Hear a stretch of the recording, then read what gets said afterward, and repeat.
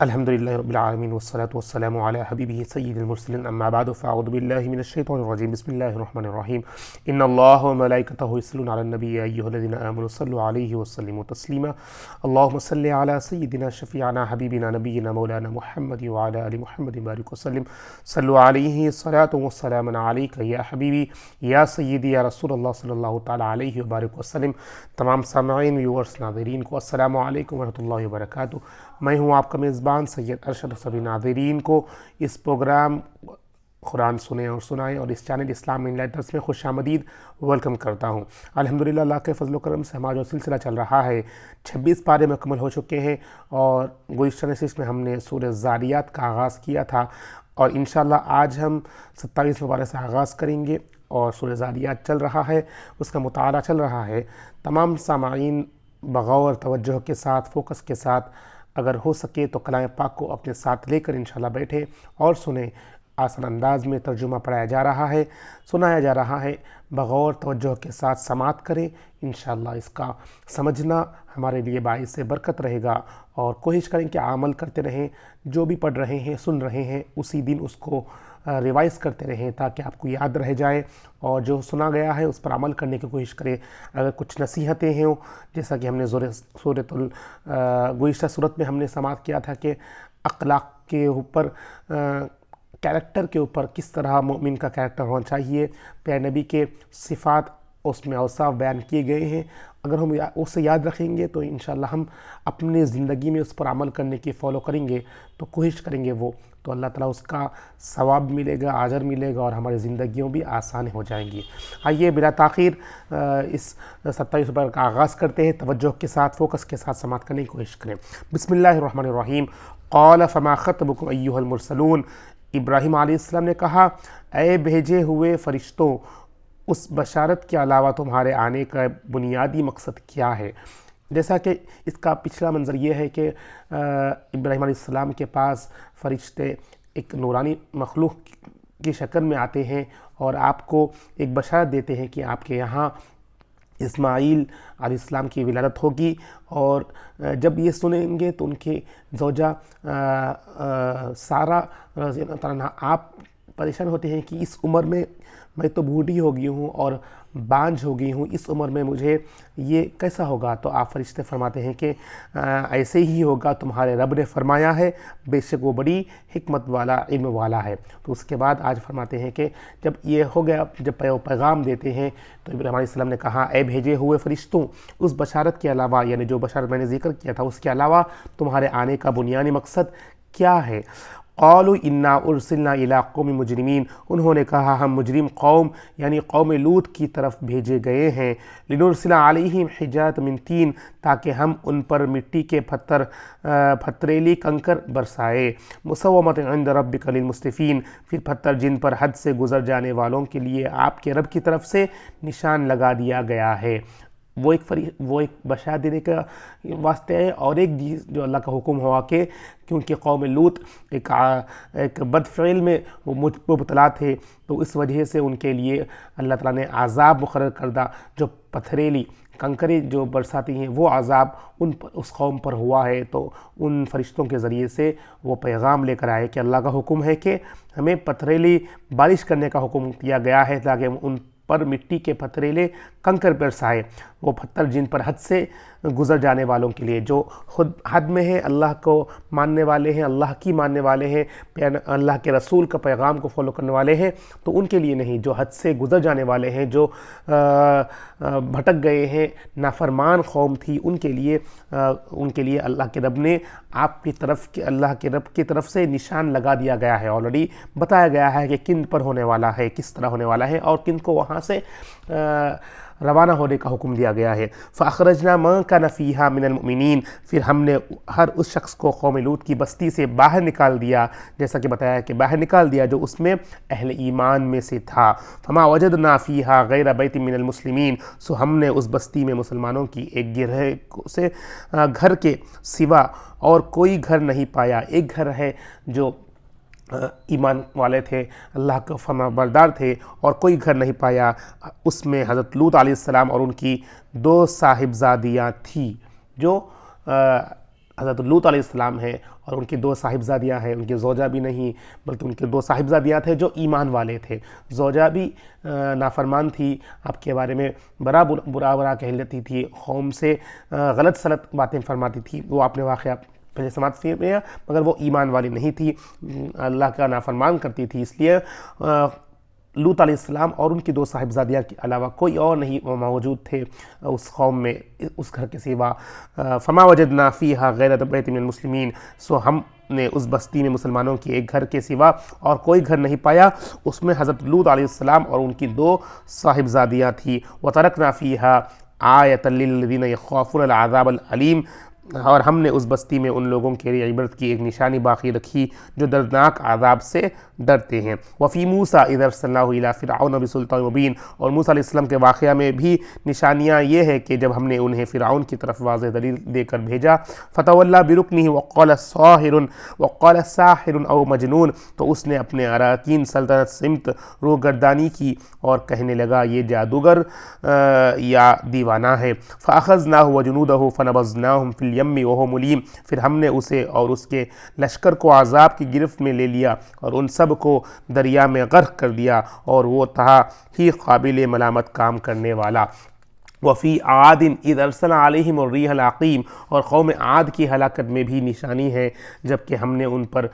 بے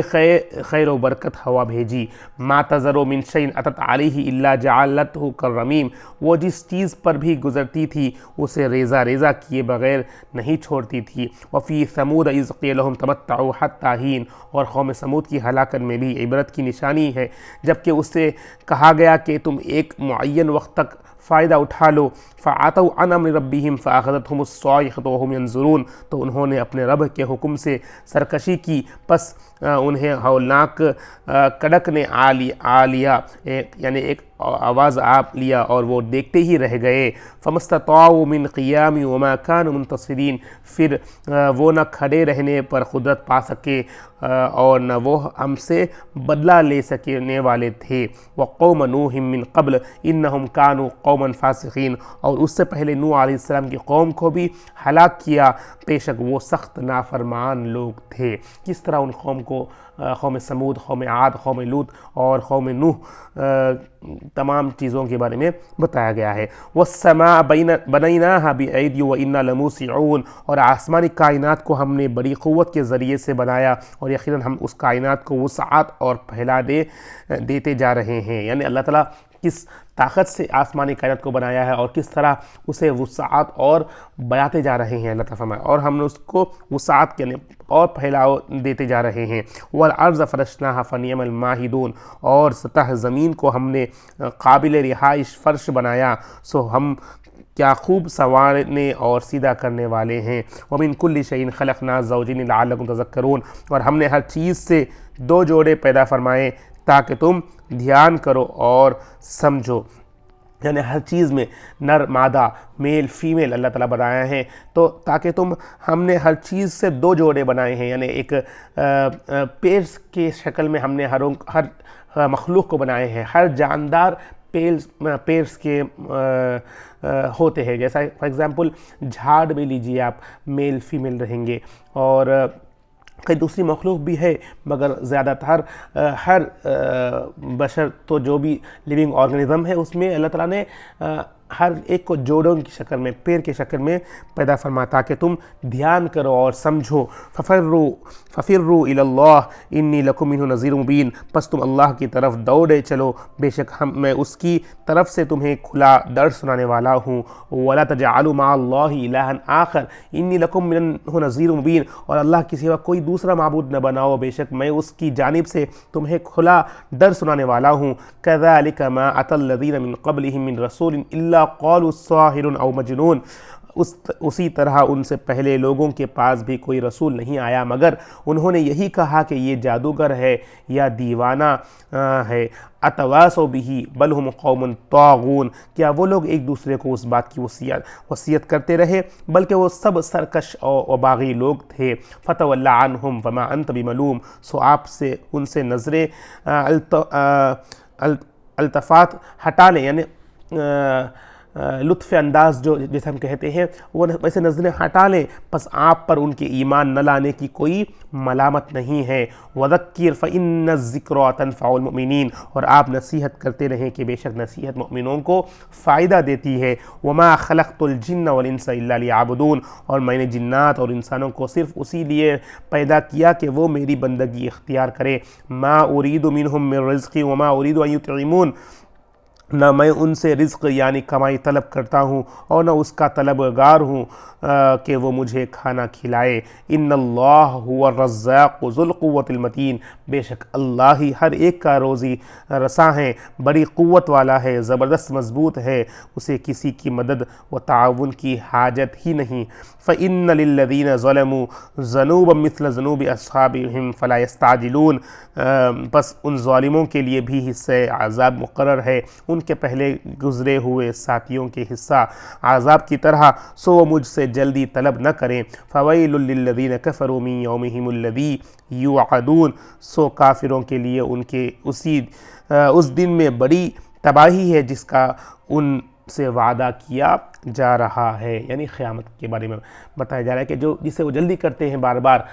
جس طرح پچھلے قوموں کو انہوں نے جلدی کی اور وقت آنے پر انہیں عذاب میں مبتلا کر دیا گیا ہے، انہی کا بھی اسی در کا سنانے کے لیے آئے ہیں۔ اور بتا دیں اگر وہ بھی جلدی کر رہے ہیں تو ان کا وہ کافروں کے لیے اس دن میں بڑی تباہی ہے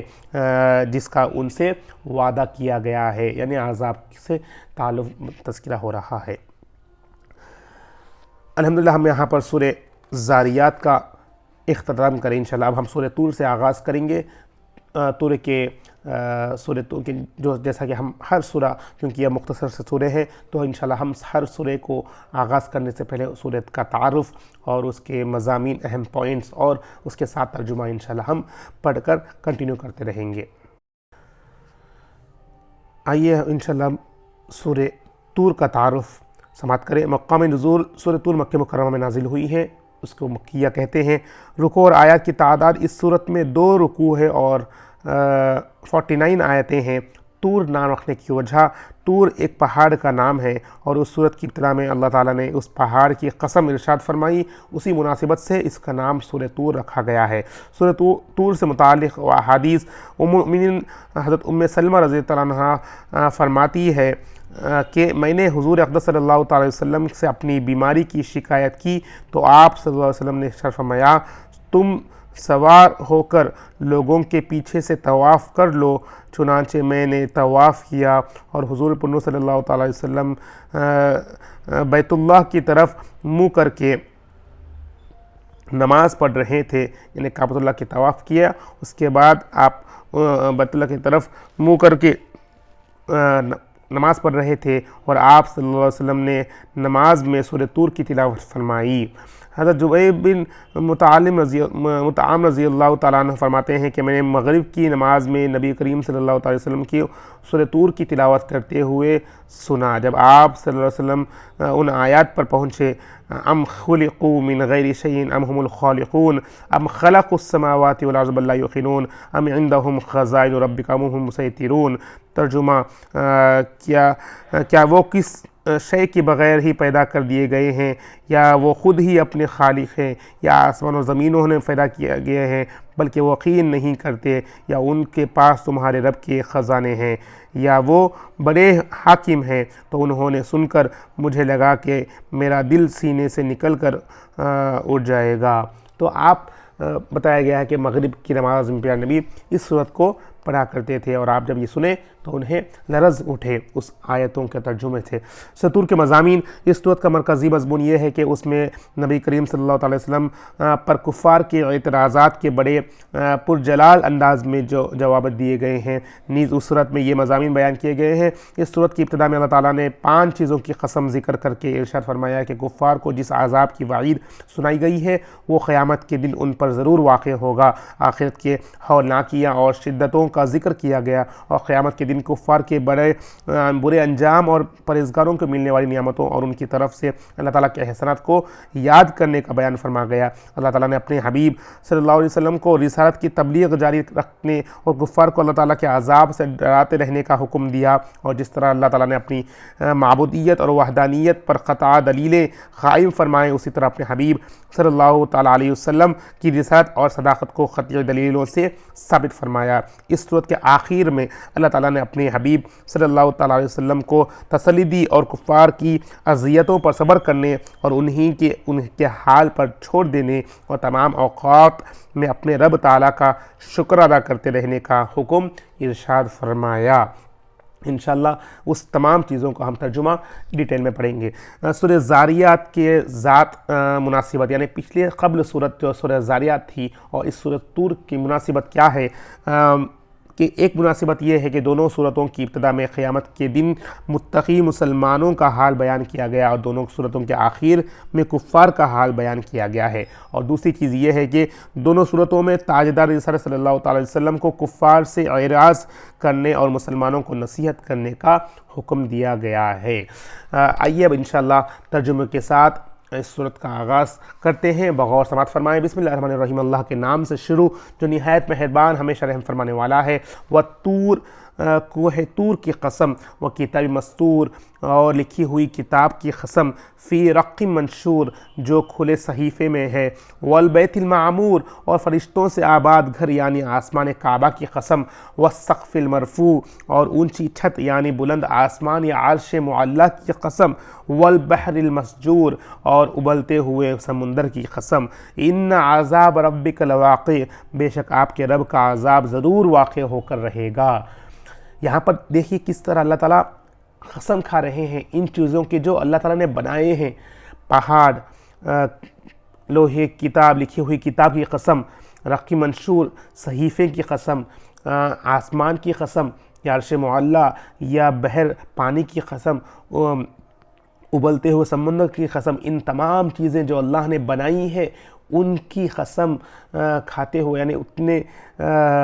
سخت انداز میں فرما رہے ہیں کہ بے شک آپ کے رب کا عذاب ضرور واقع ہو کر رہے گا، کیونکہ کفار مکہ نہیں مانتے تھے اللہ کے جو نشانیاں ہیں، سن کر بھی اللہ کے طرف رجوع نہیں ہو رہے تھے، ایمان سے ہاتھ دھو بیٹھے تھے، ایمان کی طرف رجوع نہیں ہو رہے تھے، اس لیے فرما رہے ہیں کہ یقیناً بے شک آپ کے رب کا عذاب ضرور واقع ہو کر رہے گا۔ ما لہ من دافع، اسے کوئی دفاع کرنے والا نہیں۔ یوم تمور السماء مورا، جس دن آسمان سخت تر ٹھاک کے ساتھ لرزے گا یعنی کانپے گا، وتصل الجبال سیرا، اور پہاڑ اپنی جگہ چھوڑ کر بادلوں کی طرح تیزی تیزی اڑنے ریزہ ریزہ ہو جائے گا اور ذرات کی طرح بکھرنے لگیں گے۔ فویل یومئذ للمکذبین، سو اس دن جھٹلانے والوں کے لیے بڑی تباہی ہے۔ الذین هم فی خوض یلعبون، جو باطل بےہودگی میں بڑے غفلت کا کھیل رہے ہیں۔ یوم یدعون الی نار جہنم دعا، جس دن وہ دھکیل کر آتش دوزخ کی طرف لائے جائیں گے۔ ھذہ النار التی کنتم بہا تکذبون، ان سے کہا جائے گا یہ ہے وہ جہنم کی آگ جسے تم جھٹلایا کرتے تھے۔ افسحر ھذا ام انتم لا تبصرون، سو کیا یہ جادو ہے یا تمہیں دکھائی نہیں دیتا؟ اللہ اکبر۔ اصلوھا فاصبروا او لا تصبروا سواء علیکم انما تجزون ما کنتم تعملون، اس میں داخل ہو جاؤ، پھر تم صبر کرو یا نہ صبر نہ کرو، تم پر برابر ہے، تمہیں صرف انہی کاموں کا بدلہ دیا جائے گا جو تم کرتے رہے تھے۔ ان المتقین فی جنات و نعیم، بے شک متقی لوگ بہشتوں اور نعمتوں میں ہوں گے۔ ففاکہین بما آتاہم ربہم ووقاہم ربہم عذاب الجحیم، خوش اور لطف اندازوں میں ان کے اندوز ہوں گے ان عطاؤں سے جن سے یعنی خوشی ہوں گے جن کے ان کے رب نے انہیں نوازا ہوگا، اور ان کا رب انہیں دوزخ کے عذاب سے محفوظ رکھے گا۔ کلوا واشربوا ہنیئا بما کنتم تعملون، ان سے کہا جائے گا تم ان نیکی اعمال کے صلہ میں جو تم کرتے رہے اس کی خوب مزے سے کھاؤ اور پیو۔ متکئین علی سرر مصفوفہ وزوجناہم بحور عین، وہ صف در صف یعنی لائن بائی لائن بچے ہوئے تختوں یعنی بچھے ہوئے تختوں پر ٹیک لگائے بیٹھے ہوں گے، اور ہم گوری رنگت اور دلکش آنکھوں والی حوروں کو ان کی زوجیت میں دے دیں گے۔ والذین آمنوا واتبعتهم ذریتهم بإیمان الحقنا بهم ذریتهم وما علتناہم من عملهم من شیء کل امرئ بما کسب رہین، اور جو لوگ ایمان لائے اور ان کی اولاد نے ایمان میں ان کی پیروی کی، ہم ان کی اولاد کو بھی درجات جنت میں ان کے ساتھ ملا دیں گے، خواہ ان کے اپنے عمل اس درجے کے نہ بھی ہوں، یہ صرف ان کے صالح اعمال اکرام میں ہوگا، اور ہم ان صالح اعمال کے ثواب اعمال سے بھی کوئی کمی نہیں کریں گے، علاوہ اس کے ہر شخص اپنے ہی عمل کی جزا و سزا میں گرفتار ہوگا۔ مطلب یہاں بتایا گیا کہ ہر جو شخص دنیا میں کر رہا ہے، جو کیے گا نیک عمل، اس کا ہی اجر اس کو وہاں پر ملے گا۔ ہاں، اگر نیک اولاد ہے، اولاد کی تربیت صحیح ہے، تو اسے اس صالح اعمال کی شکل میں انہیں اس کا بھی اجر عطا فرمائے گا۔ وَأَمْدَدْنَاهُمْ بِفَاكِهَةٍ وَلَحْمٍ مِّمَّا يَشْتَهُونَ، اور ہم نے انہیں پھل، میوے اور گوشت اور جو وہ چاہیں گے زیادہ سے زیادہ دیتے رہیں گے۔ يَتَنَازَعُونَ فِيهَا كَأْسًا لَا لَغْوٌ فِيهَا وَلَا تَأْثِيمٌ، وہاں یہ لوگ جھپٹ جھپٹ کر شراب طہور یعنی جام لیں گے، اس شراب جنت میں نہ کوئی بےہودگی ہوگی اور نہ گناہ گاری ہوگی، یعنی دنیا کی شراب کی طرح نہیں جو نشہ میں آ کر بندہ غیر ضروری غلط حرکتیں کرتا ہے، غلط کامیں کرتا ہے، اس میں کوئی وہ شراب کی بات نہیں ہو رہی۔ یہاں پر جنتی شربت یعنی جو شراب طہور پاک شربت کی جام لیں گے، جو اسے شراب جنت، اس پاک شربت میں نہ کوئی بےہودگی یعنی نہ کوئی نشاور یا کوئی گناہ گاری ہوگی، بلکہ وہ طہور ہے یعنی پاک ہی ہے، شراب طہور جنتی شراب ہے، جنتی شربت ہے۔ وَيَطُوفُ عَلَيْهِمْ غِلْمَانٌ لَهُمْ كَأَنَّهُمْ لُؤْلُؤٌ مَكْنُونٌ، اور نوجوان خدمت گزار ان کے ارد گرد دھوکتے ہوں گے، یعنی خدمت گزار ہوں گے ان کے نوجوان کے، گویا وہ غلاف میں چھپائے ہوئے موتی ہیں۔ جس طرح وہاں پر یہ انہیں نوجوانوں کی وہاں پر ہر طرف سے خیر کیا جائے گا، ان کے خدمت گزار رہیں گے۔ وَأَقْبَلَ بَعْضُهُمْ عَلَى بَعْضٍ يَتَسَاءَلُونَ، اور وہ ایک دوسرے کی طرف متوجہ ہو کر باہم یعنی احوال پوچھیں گے، احوال کریں گے، بات کریں گے۔ قالوا انا كنا قبل في اهلنا مشفقین، وہ کہیں گے بے شک ہم اس سے پہلے اپنے گھروں میں عذاب الہی سے ڈرتے رہے تھے۔ فمن اللہ علینا ووقانا عذاب السموم، پس اللہ نے ہم پر احسان فرمایا اور ہمیں نار جہنم کے عذاب سے بچا لیا۔ انا كنا من قبل ندعوه انه هو البر الرحیم، بے شک ہم پہلے سے ہی اسی کی عبادت کیا کرتے تھے، بے شک وہ احسان فرمانے والا، بڑا رحم فرمانے والا ہے۔ اس رکوع میں آپ نے پہلے دوزخ کے تمام حال کے بارے میں بتایا، کس طرح دوزخ میں لوگوں کو جو جھٹلاتے تھے عذاب آ کر رہے گا، انہیں وہاں کی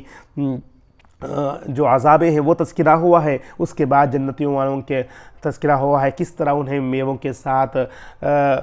حوروں کے ساتھ تمام چیزوں کو تذکرہ کیا گیا ہے، اور بتایا جا رہا ہے کہ ہم نے، وہ کہیں گے بے شک ہم اس سے پہلے اپنے گھروں میں، مطلب دنیا میں وہ لوگ اللہ سے ڈرتے تھے، اللہ کے عذاب سے ڈرتے تھے، اور اللہ سے ڈرتے ہوئے اللہ کی عبادت کرتے تھے، اللہ کی طرف رجوع ہوتے تھے، تو اسی کا صلہ اللہ تعالیٰ انہیں بتایا جائے کہ ہم نے احسان فرما دیا اللہ تعالیٰ ہم پر کہ ہم نے نار جہنم سے عذاب سے بچا لیا، کیونکہ وہ دنیا میں اللہ کے سے ڈرتے ہوئے دنیا کو زندگی گزارتے تھے اور تمام گناہ کے کاموں سے بچتے تھے، تو اللہ تعالیٰ انہیں ان پر احسان فرما کر اللہ تعالیٰ انہیں نار جہنم سے عذاب سے بچا لیا ہے، اور بے شک ہم نے اسی کی عبادت کیا کرتے تھے،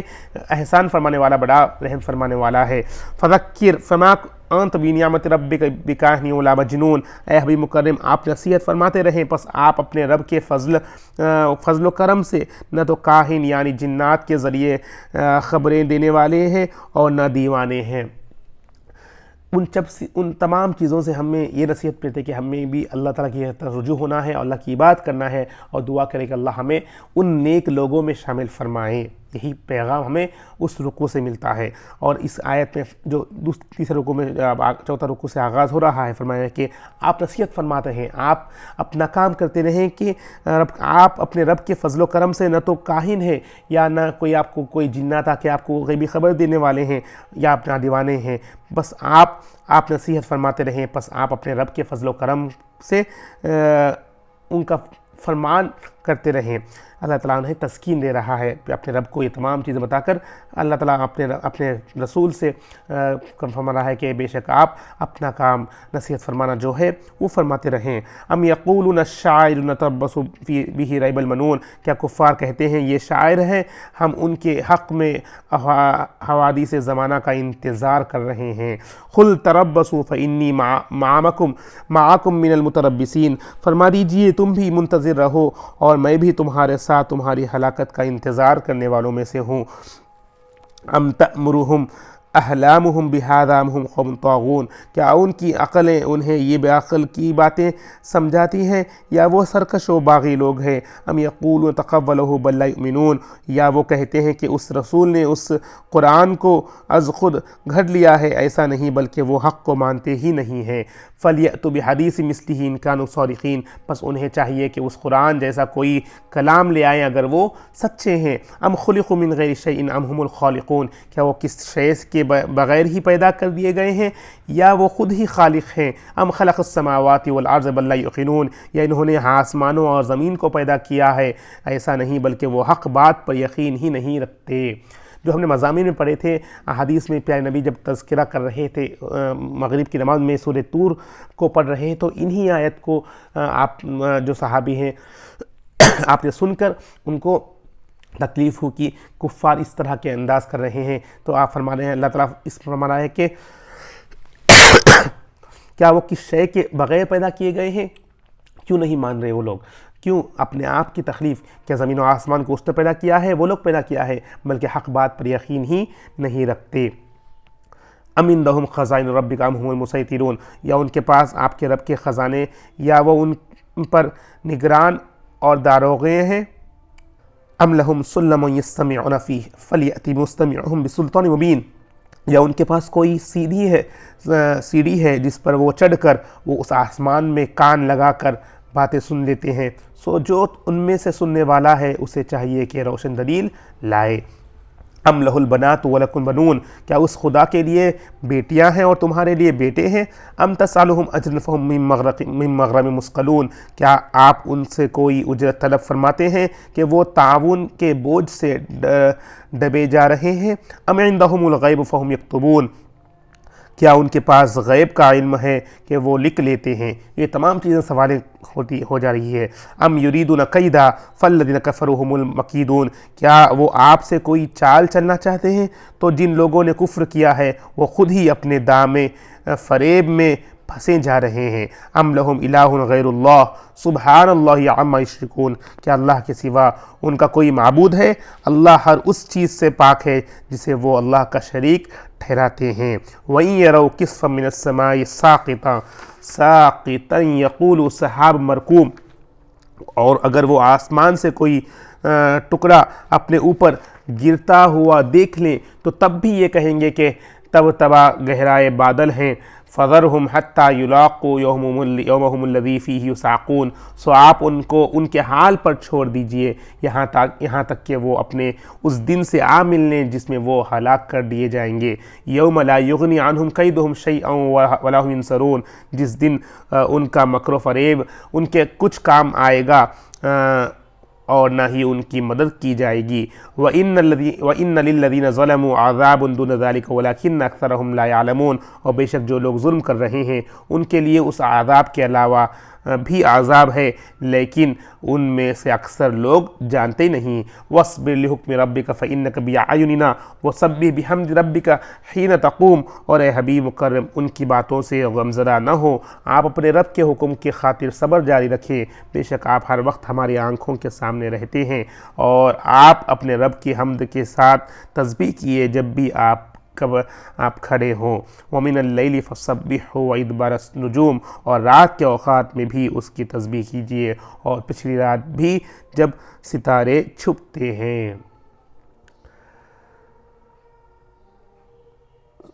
یہاں پر انشاءاللہ ہم سورہ طور کا اختتام ہوا ہے۔ کس طرح یہاں پر اگر آپ پھر سے اس سورت کو بغور سماعت کریں گے تو یہاں پر تمام دوزخ کے واقعات، جنت کی بشارت ہے اور عذابات کا تذکرہ ہوا ہے۔ کس طرح اللہ تعالیٰ نافرمان قوم کو، جس طرح پچھلے قوم کو بتایا گیا تھا کہ انہیں تباہ کیا گیا، تو یہاں پر انہیں بھی ڈرایا جا رہا ہے کہ سوال کیے جائیں کہ کیوں یہ اس طرح کفار نہیں مان رہے، کیا انہیں وہ خود اپنے آپ کی تخلیق کی ہے، غور کیوں نہیں کر رہے، کون اللہ تعالیٰ، کون انہیں پیدا فرمایا ہے، کون زمین و آسمان کو بنایا ہے، یہ تمام چیزیں سوال کرتے ہوئے آخری میں اللہ تعالیٰ اپنے پیارے نبی کو تسکین دے رہے ہیں کہ بے شک آپ صبر رکھیں، آپ غمزدہ نہ ہو، آپ کا رب کا حکم ہے کہ آپ اپنے رب کے حکم کو پیغام کو پہنچائیں اور آپ تسلی رکھیں، اور اب اللہ کا ذکر ادا کرتے رہیں، قیام کریں، نماز ادا کریں، اور رات کے حصے میں تذکرہ ہوا کہ اللہ کا ذکر، یعنی تہجد کا بارے بتایا کہ تسبیح کیجیے، اور نوافل کے ذریعے جب پچھلی رات بھی مطلب تیسرا پہر جو تہجد کے وقت ہوتا ہے تو اس وقت بھی اللہ کا ذکر کرتے رہیں، یہ اللہ کا حکم ہوا ہے۔ انشاءاللہ ہم یہاں پر اپنے نشست کا اختتام کرتے ہیں، آگے انشاءاللہ کل کے نشست میں ہم سورہ نجم کا آغاز کریں گے، یہ بھی بہترین صورت ہے، یہ تمام چیزیں ضرور صورتوں کو سماعت کریں، اپنے ذہنوں میں اس کو سنبھال کے رکھیں تاکہ آپ جب بھی نماز میں سنیں گے تو اس کا ترجمہ آپ کو یاد ہوگا، اور آپ کو اس صورتوں کا برکت، فیض و برکات، اور اس صورت میں کیا کہا جا رہا ہے ہمیں سن کر اپنے آپ کو اللہ کی طرف رجوع ہوتے ہوئے، سیلف انالیسس کرتے ہوئے اپنے آپ کو جانچنا ہے کہ ہم کہاں پر کھڑے ہیں، کیا ہم اپنا ایمان کتنا مضبوط ہے، ہم اپنے ایمان پر کتنے اتر آئیں، یہ تمام چیزیں اپنے کو غور و فکر کرنا ہے۔ آئیے دعا کے ساتھ اس پروگرام کا ختم کرتے ہیں۔ رب کے بارے میں دعا ہے میرے مولا، ہم جو کوئی پڑھا ہے سنا ہے، اس میں کچھ کوتاہیاں ہوں، غلطی، اپنے فضل و کرم سے معاف فرما کر یا اللہ اس صورتوں کے ذریعے سے یا اللہ اس فیض و برکات سے ہم سب کے گھروں میں برکت نصیب فرما دے، ہماری زندگیوں کو آسان فرما دے یا اللہ، قرآن کو سنانا آسان فرما دے، قرآن کو پر عمل کرنا آسان فرما دے یا اللہ، تمام جو بھی نعمتیں بشارتیں دی گئی ہیں ہم سب کو امت مسلمہ کو اس میں شامل فرما دے، جو بے روزگار ہے انہیں روزی سے لگا دے، جو گنہگار ہے تمام گناہوں کو معاف فرما دے، تمام کی بخشش فرما دے، اپنے فضل و کرم کا معاملہ فرما دے، سائے دعاؤں کو اپنے فضل و کرم سے ایمان پر خاتمہ بالخیر نصیب فرما دے، سائے دعاؤں کو اپنے فضل و کرم سے اپنے پیارے حبیب کے صدقے سے قبول فرما دے۔ اللہم ربنا تقبل منا انک انت السمیع العلیم وتب علینا انک انت التواب الرحیم، وصلی اللہ تعالی خیر خلق محمد وعلی آلہ وصحبہ اجمعین برحمتک یا ارحم الراحمین، والحمد للہ رب العالمین، بحق لا الہ الا اللہ محمد رسول اللہ صلی اللہ تعالی علیہ وبارک۔